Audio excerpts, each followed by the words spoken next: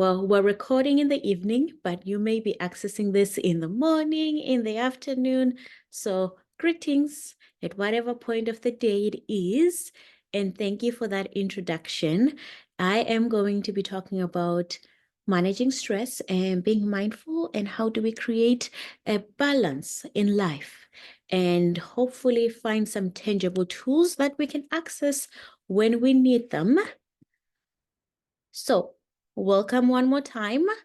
This presentation is meant to be psychoeducational, so supposed to spark some interest, some dialogue, learn a few things, but it's not meant to replace any medical consultation or relationship that you already have with your therapist, with your doctor, with your psychiatrist. Please do share what we talk about and what you hear today, but don't go tell your doctor that Noreen said you shouldn't do that instead. Okay. Still listen to what they have to say. Second opinions are great, right? Some material covered in this presentation may be sensitive or personal, so please hold space and try and keep as much of what we talk about confidential, but share the stories, don't share the names, right? If a personal question is asked, I will not be giving advice, but respond in a general and a sensitive manner as much as I can. If you are triggered at some point during this conversation, you do have an opportunity to ask questions, but it being virtual, please take care of yourself the best way that you can, and resources are available for you after and ongoing as well.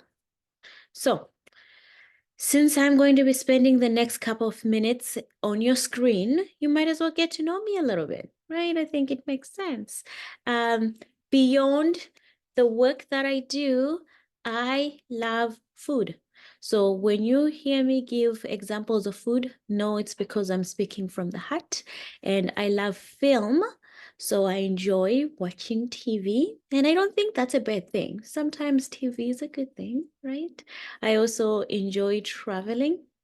I say the only sport I can do is to go shopping, which I haven't been doing as well lately because I have been busy with my 14-month-old baby. That keeps me very, very busy. And outside of that, I am a healing and community advocate as well. All right. So when we talk about managing stress, it often feels like this big thing. So we're going to break it down into a few areas for you to keep in mind and use that as a way for you to remember. So stress is your body's response. Life stresses that happen are not necessarily the stress. They are the stressors, right? But the way your body responds to those demands, that's when you're experiencing stress, and that's what we call stress, right? A little bit of stress is healthy and can keep us from making poor decisions, right? Suppose you're just wanting to cross the street, the little stress that pops up and says, hey, did you check both sides? That's good stress. It keeps us safe, right? But we'll talk about when stress becomes a problem, right? And this is when it leads us to feeling unpleasant, right? And changes our behaviors. This is where we get frustrated and anxious within that. So, how our bodies are aware of what needs to be stressful and what's not? Fear helps us with that because fear is a primitive human emotion. You don't have to teach babies to be afraid of things. They kind of know because that's innate in all of us. It alerts us in the presence of danger, right? Back then, when we didn't live in houses and drive cars, it was really important for us to know what animals were safe and what animals were not, but also what trees were safe to eat and what trees were not. So if you don't have any level of fear, you would just be hanging out with everything that is not necessarily safe, right? And fear is the biochemical response while the emotional response is highly individualized. So we all feel fear in similar ways, but the emotional response attached to it, that's an individual experience, and a few factors play into why or how that happens, right? And then we have anxiety. Anxiety is a type of stress, right? So the body responds to a stressful situation. Then comes our beautiful brains that have to interpret that. And when they interpret a stimuli as a threat, it can cause anxiety, right? So think of anxiety as about how you think about the stresses that you're experiencing, right? And again, too much can lead to us avoiding, not wanting to engage in those activities, and potentially feeling unease, because in most cases, you don't want to engage with things that don't make you feel good. So we have to think of our emotions as being on a spectrum, because you cannot just be happy all the time. You can't always be stressed all the time either. So here we have stress, being stressed out, right? On a spectrum, right?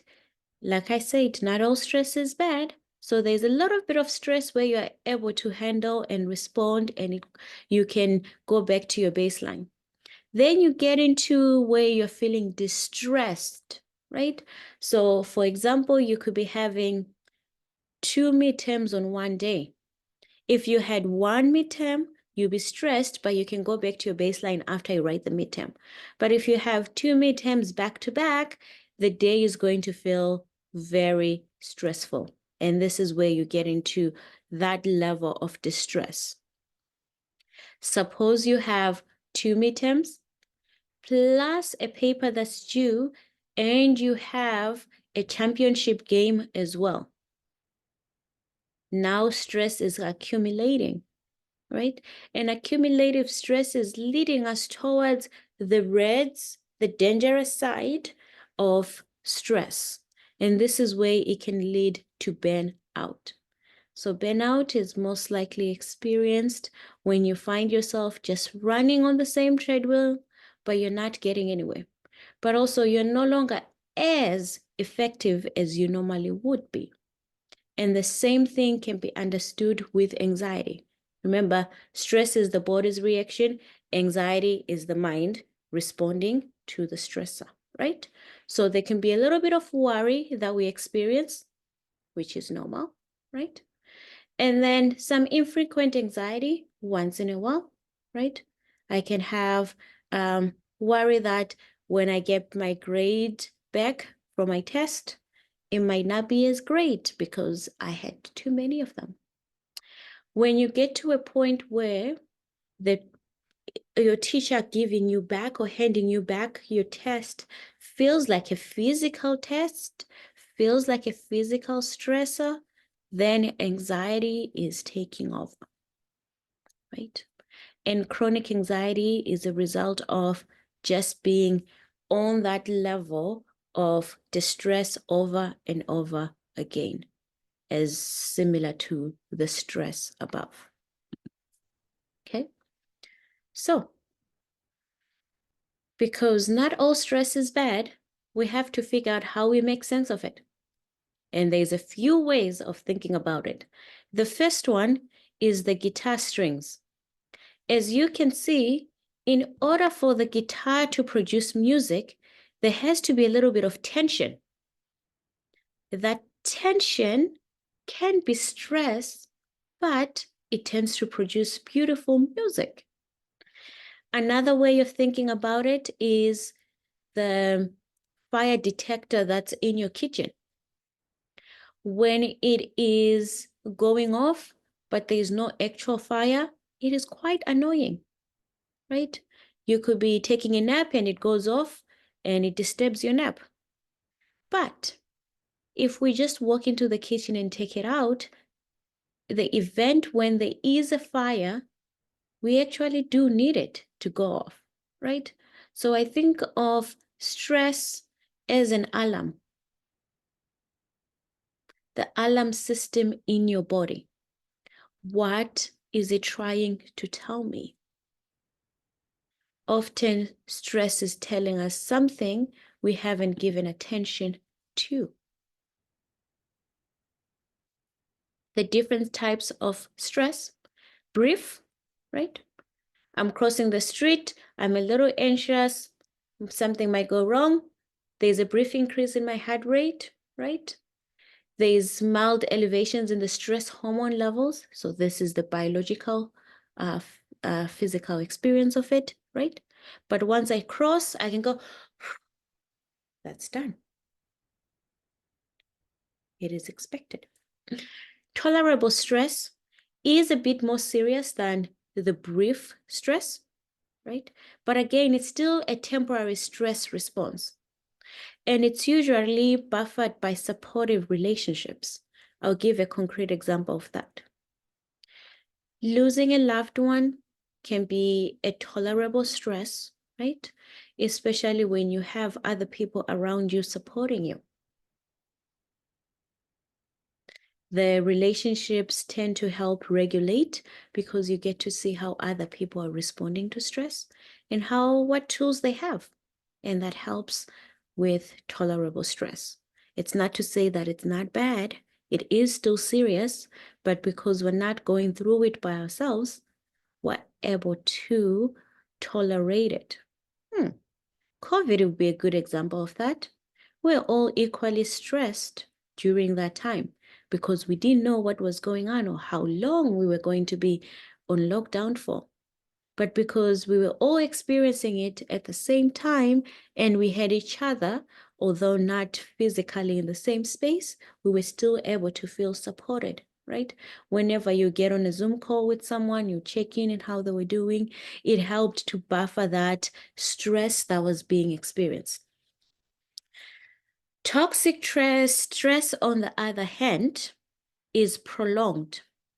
So remember, on the spectrum that is kind of similar in colors with the slide, we go from I'm experiencing a little distress, sometimes stress, but I'm able to go back to my baseline. In the prolonged stress, that is happening for a very long time. Sometimes it's hours, but in most cases, it could be months or even years. This is when we know that if we go for a very long time being in that space, we don't even remember how to go back to our baseline because we're just used to stress. You have probably seen or watched a movie or heard people talk about PTSD. PTSD tends to be part of that toxic stress that is prolonged, right?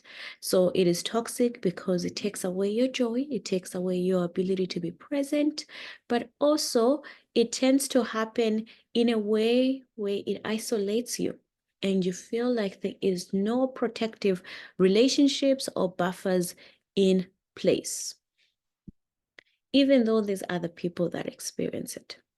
So it becomes really, really important to know what triggers one's stress so that we can figure out what we can put in place to manage, to respond, right? I gave a few examples about school, right? School can be a trigger of stress. Parents fighting with each other or even fighting with you. Siblings being in conflict, having too much homework or too many expectations, school schedules, being yelled at, right? It could be school. Any of this can be changed into work as well.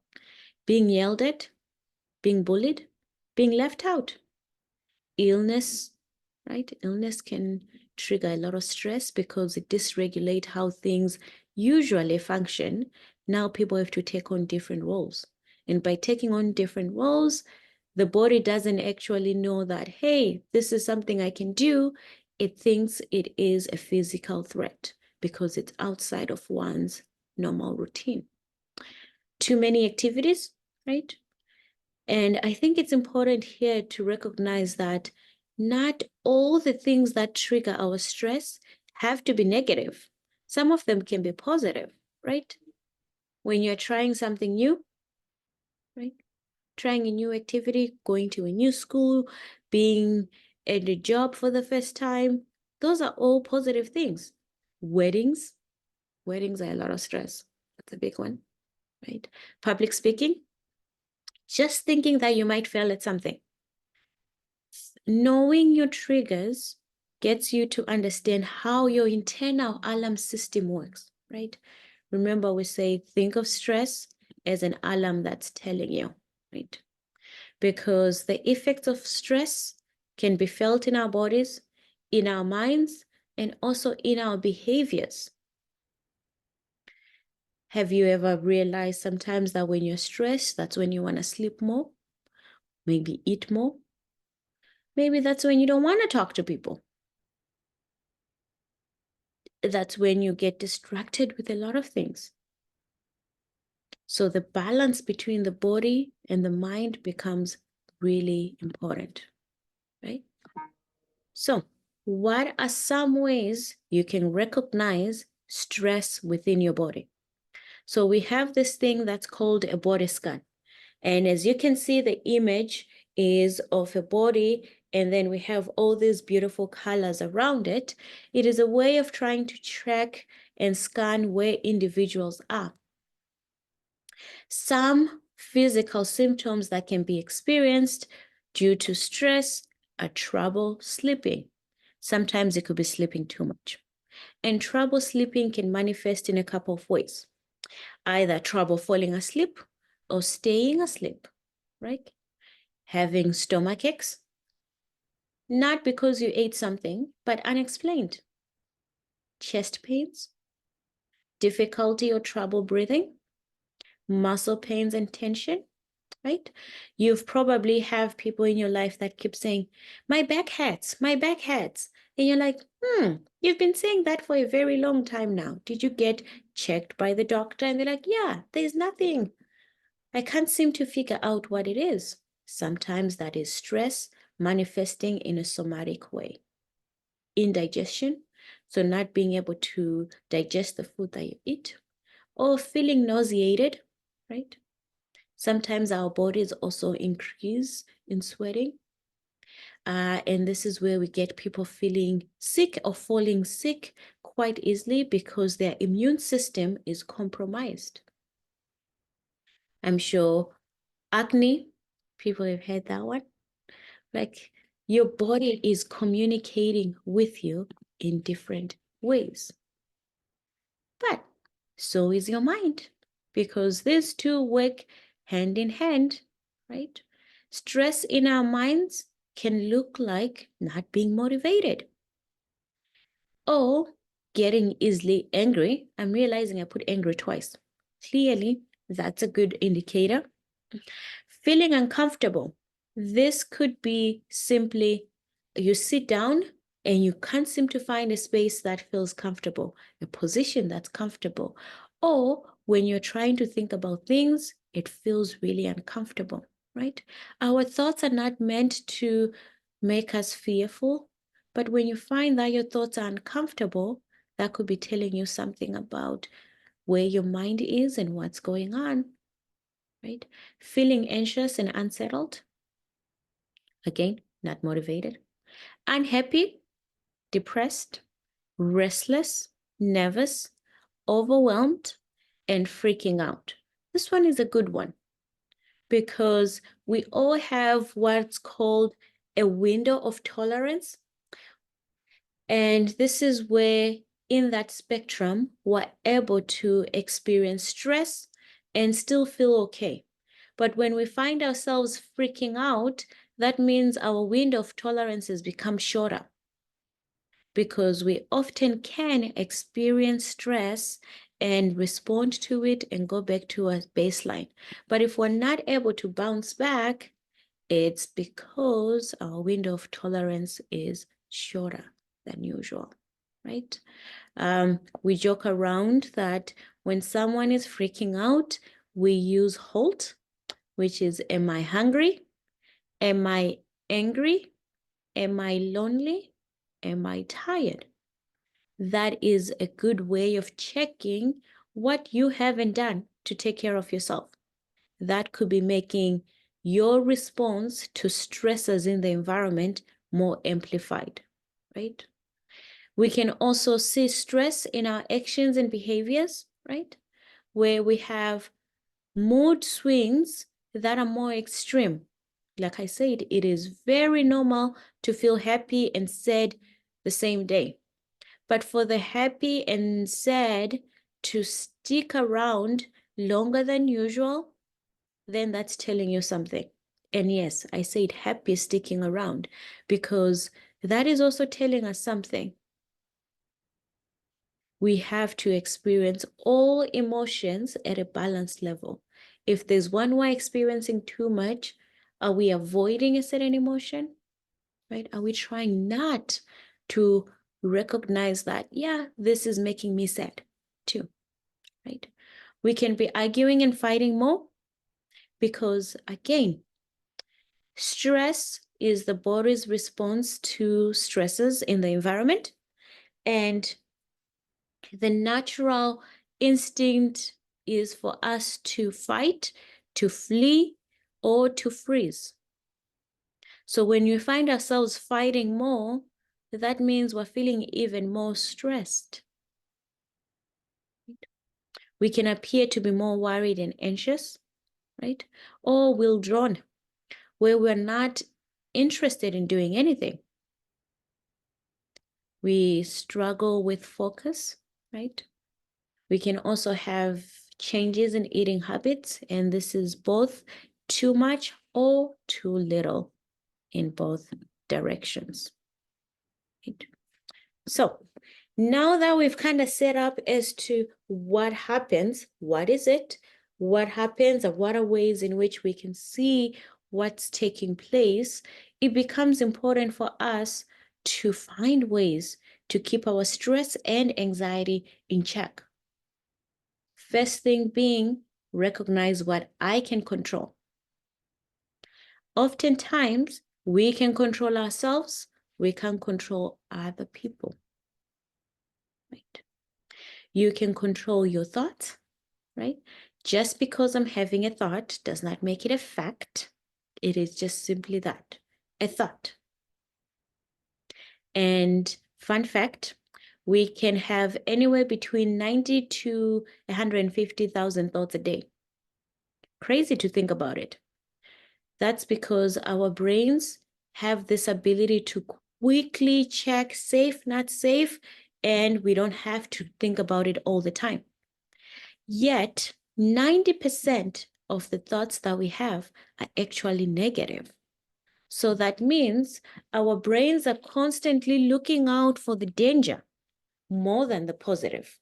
So it really is important to be mindful of the thoughts that we have, because those thoughts don't always come to protect us. Sometimes they come to put us in an alarm state in an attempt to protect us in the long run.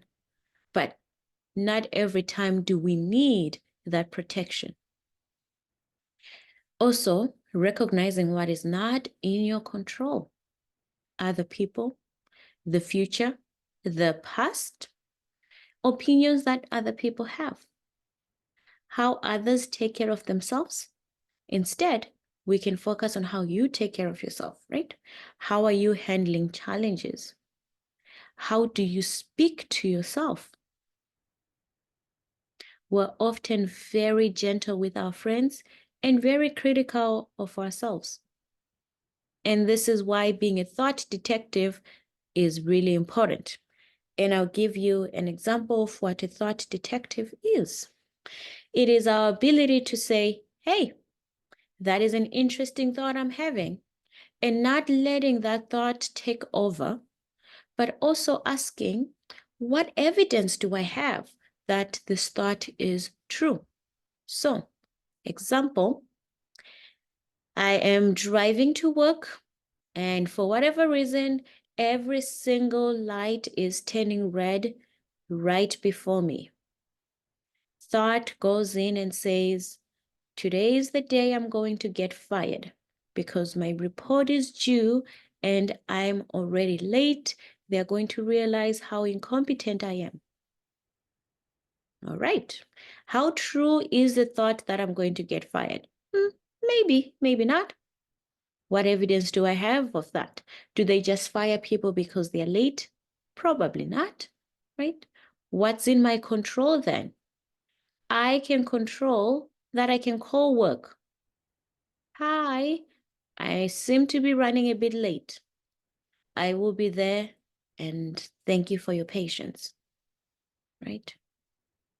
In that example, you're able to actually decide what thoughts need your attention.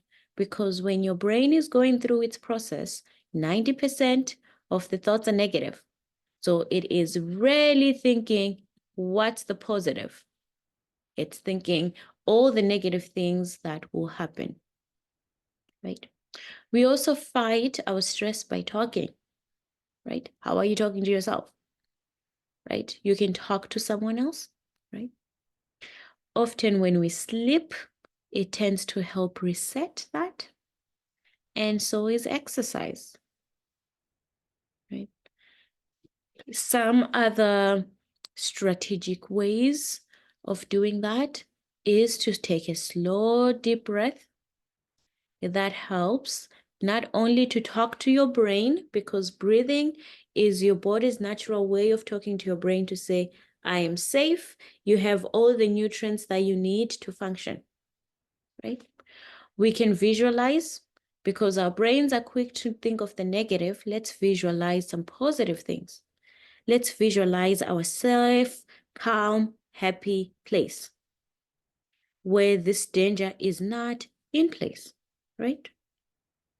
And exercise could be an exercise of both the mind and the body, right?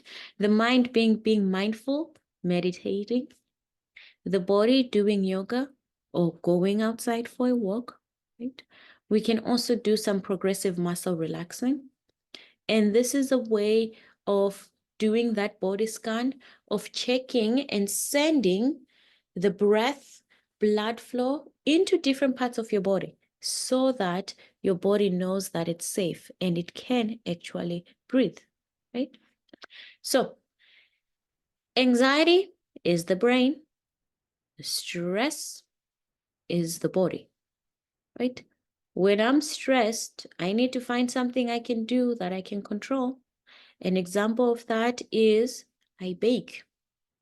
I bake because baking requires me to measure. And when I'm busy trying to make sure that I put the exact measurement, I tend to not be thinking about what's stressing me. Another good way of doing that is to solve problems as they come up. So not let them accumulate. Because if we let them accumulate, then you have no idea which one started first and which one would you need to actually tackle in order to help alleviate the stress that you're experiencing, right? So break things down while you do that. We talked about what are the triggers, right? So it's important to identify the source of the stress. Sometimes because your body feels it, it's easy to think it's within your body. Sometimes it's just the outside world. Talk to someone, because talking to someone helps you not only take down the load, but also it helps you realize how you can separate yourself from the problem.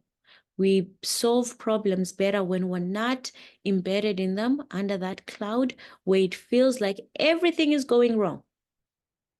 And we solve them better when we're able to break them down, right? Practice some positive self-talk. This is important again because we are often not as gentle with ourselves. We think about other people. We talk nicely about other people, but not about ourselves, right?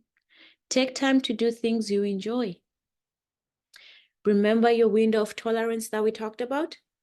The window of tolerance gets stressed when we take care of ourselves and we engage in self-care. When we have experiences that go well, that window of tolerance gets stretched. A good example is babies. When babies are born, they have no idea if it's day or night. So they tend to sleep whenever it feels right to them, right? By the time they get to school at around 6 years old, they've learned to extend their window, their sleeping window, with every stage. And that tends to align with daytime or however the structure of the environment in which they live, right? So how they get to do that is they do have those stressful moments where maybe they want to nap, but it's not time to nap yet. So instead, they get grumpy, and those 5-10 minutes extends that window. So unlike babies who are just acting on instinct, we're able to say, how can I increase my window of tolerance? You don't increase it by stressing yourself more. You increase it by saying, hey, this is what I can handle for now, and deal with that. And when you're done that, you can move on to the next part of it. And you allow yourself to deal with different things at different times. And by doing that, you extend your window of tolerance. I do have a YouTube video that talks about being mindful. And in being mindful of both time and where we're at, I am still going to play it so that people can get to see that. It is available on YouTube. You may have heard this word mindfulness. It's become something of a buzz phrase of late. I'm going to give you one simple, serviceable definition, which is this. Mindfulness is the ability to know what's happening in your head at any given moment without getting carried away by it. Imagine how useful this could be. Just as an example, you're driving down the road and somebody cuts you off in traffic. How do you normally react? I think most of us, we normally react by having a thought, which is, I'm pissed. And then what happens next? You immediately, habitually, reflexively inhabit that thought. You actually become pissed. There's no buffer between the stimulus and your reaction. With just a little bit of mindfulness, in that same situation, you might notice my chest is buzzing, my ears are turning red, I'm having a starburst of self-righteous thoughts, I'm getting angry. But you don't necessarily have to act on it and chase that person down the road, screaming at them with your kids in the back of the car thinking you've gone nuts. Now, you might be thinking, don't I need to get angry sometimes? Aren't I justified? I would say yes, but probably not as much as you think. The proposition here is not that you should be rendered by mindfulness into some lifeless, non-judgmental blob. The proposition is that you should learn how to respond wisely to things that happen to you rather than just reacting blindly. And that, my friends, is a superpower. How do you get it? The way to get it is through meditation. I believe that meditation and mindfulness are the next big public health revolution. In the 1940s, if you told somebody you were going running, they would have said, who's chasing you? But then what happened next? The scientists swooped in, they showed that physical exercise is really good for you, and now all of us do it, and if we don't, we feel guilty about it. And that's where I think we're headed with mindfulness and meditation. It's going to join the pantheon of no-brainers like brushing your teeth, eating well, and taking the meds your doctor prescribed for you. Let me just close by saying, mindfulness is not going to solve all of your problems. It's not going to render your life a nonstop parade of unicorns and rainbows. Nonetheless, this is a superpower and one that is accessible by you immediately.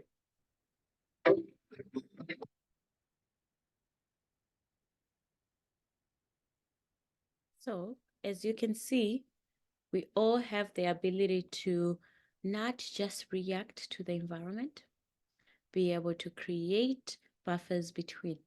So this is an opportunity to say, what am I experiencing? Why would I be experiencing that? And then you can decide what response you want to give, right?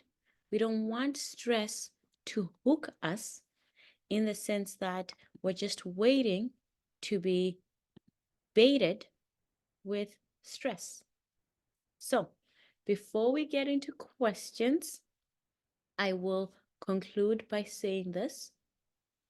You are strong for getting out of bed in the morning when it feels like hell. You are brave for doing things even though they scare you or make you anxious. And you are amazing for trying and holding on no matter how hard life gets. So I hope you're proud of yourself. You deserve to be, even taking the time to listen to this presentation, to be here with us this evening. And with that, I thank you for listening. And I look forward to having our discussion about other tangible ways we can continue to manage stress.